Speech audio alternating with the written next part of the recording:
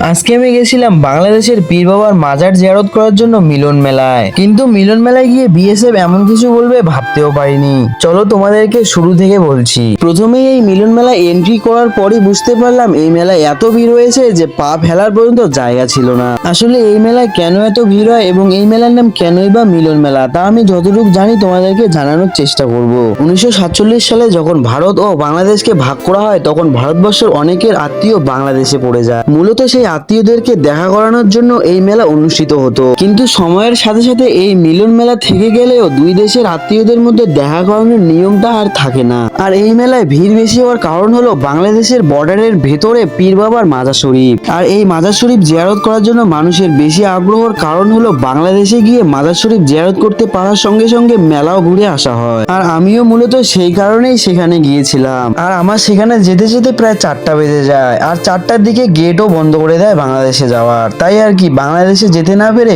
মেলায় এত ভিড়ের মধ্যে এদিক ওদিক একটু ঘোরাঘুরি করে বাড়ি চলে এলাম।